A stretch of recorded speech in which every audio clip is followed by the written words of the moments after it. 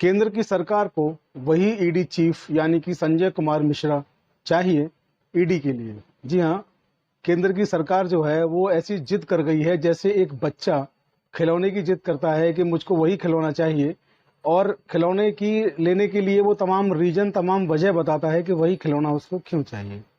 तो केंद्र की सरकार भी एक तरह से जिद कर बैठी है बच्चे की तरह कि उनको वही ईडी चीफ चाहिए।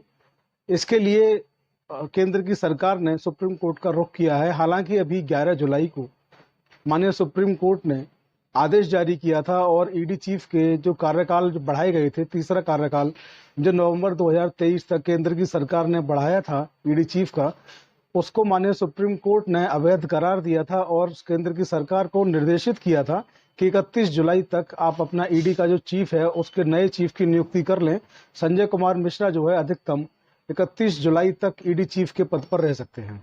इसके बाद हम लोगों ने टेलीविजन चैनलों के माध्यम से देखा कि केंद्रीय गृह मंत्री अमित शाह जी ने बयान दिया। उन्होंने कहा था कि इससे कोई फर्क नहीं पड़ता कि ईडी का चीफ कौन होगा, ईडी का चीफ कोई और भी हो सकता है, कोई भी ईडी का चीफ नया जो बनेगा तो बाकी के जो लोग जो भ्रष्टाचारी हैं वो ये ना समझ लें कि ईडी का चीफ बदले जाने से भ्रष्टाचार की जो लड़ाई है वो हल्की हो जाएगी, कुंद हो जाएगी। भ्रष्टाचार की लड़ाई जिस तरीके से चल रही है उसी तरीके से लगातार भ्रष्टाचार की लड़ाई चलेगी और ईडी चीफ के बदले जाने से कोई फर्क नहीं पड़ेगा।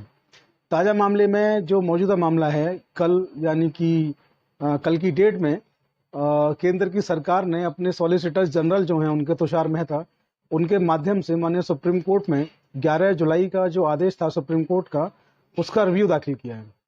और रिव्यू दाखिल करके उस रिव्यू में उन्होंने कहा है कि तो ये जो संजय कुमार मिश्रा हैं जो ईडी के चीफ हैं, इनका कार्यकाल जो हमने बढ़ाया था इसको आप कम से कम 15 अक्टूबर तक इस कार्यकाल को कर दें, क्योंकि उन्होंने वजह बताई है कि ये जिन फाइलों पर या जिन लोगों पर या जिन केसेस पर काम कर रहे हैं वो बहुत ही संवेदनशील और बहुत ही देश हित के मुद्दे हैं, जो कि संजय कुमार मिश्रा ही उन मुद्दों को, उन विषयों को, उन फाइलों को पूरा कर सकते हैं, उनके खिलाफ कार्रवाई जो है वो कर सकते हैं। तो उनका कार्यकाल बढ़ाने की बात की गई है। हालांकि तीसरा जो कार्यकाल था संजय कुमार मिश्रा का वो नवंबर 2023 तक था, जिसको 11 जुलाई 2023 को सुप्रीम कोर्ट ने अवैध करार दिया था। और सुप्रीम कोर्ट ने केंद्र की सरकार से कहा था कि अपने इस जो आपने तीसरी बार इनका कार्यकाल बढ़ाया है इसको समाप्त करें, इसको तत्काल रूप से इनको 31 जुलाई तक, अधिकतम 31 जुलाई तक अपने पद पर रहने का अधिकार है। केंद्र की सरकार जो है वो कोई दूसरा ईडी चीफ ढूंढे, उनको नियुक्त करे। तो मसला ये है कि केंद्र की सरकार के पास क्या कोई दूसरा ऐसा योग्य व्यक्ति नहीं जो संजय कुमार मिश्रा जो है ईडी चीफ है उनकी जगह ले सके। संजय कुमार मिश्रा जो है वो भारतीय रेवेन्यू सर्विसेज IRS के ऑफिसर हैं और वो 1984 बैच के ऑफिसर हैं। 1984 से लगातार IRS की पोस्ट पर वो काम कर रहे हैं और वर्तमान में ईडी के चीफ हैं। हालांकि 2018 में उनका कार्यकाल पूरा हो चुका था, जिसको केंद्र की सरकार ने 2 बार बढ़ाया, कोई किसी ने आपत्ति दाखिल नहीं की। तीसरी बार बढ़ाया और तीसरी बार भी लंबे समय से उनका कार्यकाल चला आ रहा है, जो कि नवंबर 2023 तक था, जिसको लेकर के मोइना मित्रा कांग्रेस की जो नेता हैं और तमाम कुछ जो लीडर्स हैं उन्होंने सुप्रीम कोर्ट में रिट याचिका दाखिल की थी और उन्होंने कहा था कि जो जिनका कार्यकाल पूरा हो चुका है वो कार्यकाल अपना कैसे केंद्र की सरकार उनको बार बार एक्सटेंशन दे रही है। तो मोइना मित्रा और अन्य लोगों की जो रिट थी उस रिट के आधार पर सुप्रीम कोर्ट ने 11 जुलाई को आदेश दिया था कि ईडी चीफ को तत्काल रूप से 31 जुलाई तक हटा दिया जाए और नई ईडी चीफ की इसमें बहाली की जाए, नए ईडी चीफ को इसमें नियुक्त किया जाए। तो मसला साफ साफ है, बिल्कुल सीधा है। और इस मसले पे सबसे अहम बात यह है कि क्योंकि 31 जुलाई तक ईडी चीफ की नियुक्ति होनी है, 31 जुलाई 2023 तक, और 26 जुलाई को रिव्यू दाखिल किया है सुप्रीम कोर्ट में 11 जुलाई के आदेश का सॉलिसिटर जनरल तुषार मेहता जी के द्वारा, केंद्र की सरकार के द्वारा या मोदी जी की सरकार के द्वारा रिव्यू दाखिल किया गया है। चूंकि 26 जुलाई को रिव्यू दाखिल किया है, 31 जुलाई तक का कार्यकाल उनके पास है काम करने के लिए, इसलिए कार्रवाई जो भी होनी है बहुत जल्दी में होनी है। इसलिए आज यानी कि 27 जुलाई को इस केस की सुनवाई सुप्रीम कोर्ट में होगी और 3 जजेस की बेंच जो है इसकी सुनवाई कर रही है।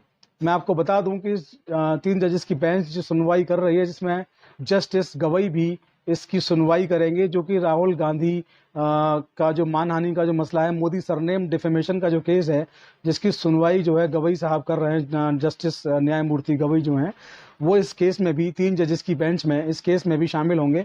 और आज यानी कि 27 जुलाई 2023 को इस महत्वपूर्ण केस का वो निर्णय देंगे कि संजय कुमार मिश्रा जो है, उनका कार्यकाल 15 अक्टूबर या नवंबर 2023 तक बढ़ाया जाना है, या सुप्रीम कोर्ट ने 11 जुलाई का जो आदेश दिया था उस आदेश को यथावत रहना है, यानी कि एज इट इज रहना है। क्योंकि अब सुप्रीम कोर्ट की 3 जजेस की बेंच ही तय करेगी कि 11 जुलाई का ऑर्डर जो है वो रहेगा, या रिव्यू पिटीशन जो दाखिल किया गया केंद्र की सरकार के द्वारा, तो आदेश बदल दिया जाएगा। तो आज क्या होगा इस केस में, ताज़ा अपडेट क्या होगा, उसके लिए आपको बने रहना चाहिए चौधरी लीगल एसोसिएट पर। जो भी होगा उससे आपको अपडेट कराएंगे।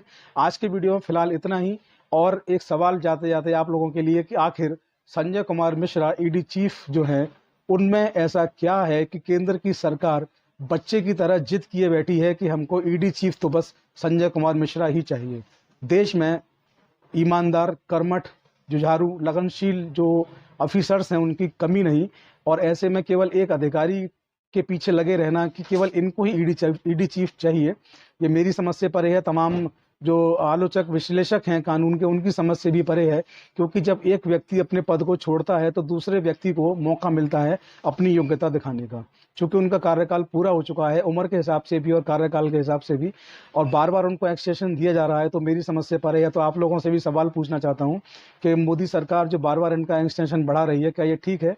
बाकी आप लोग बने रहें चौधरी लीगल एसोसिएट पर। चैनल को सब्सक्राइब करना ना भूलें, नोटिफिकेशन को बेल पर ऑल पर सेलेक्ट करना ना भूलें। और आप लोग हमें फेसबुक और इंस्टाग्राम पर भी फॉलो कर सकते हैं। आईडी सेम है, चौधरी लीगल एसोसिएट, जिसका लिंक आपको डिस्क्रिप्शन के बॉक्स में मिल जाएगा। आज के वीडियो में इतना ही। अगले अपडेट के लिए बने रहें चौधरी लीगल एसोसिएट पर। जय हिंद, जय भारत, नमस्कार।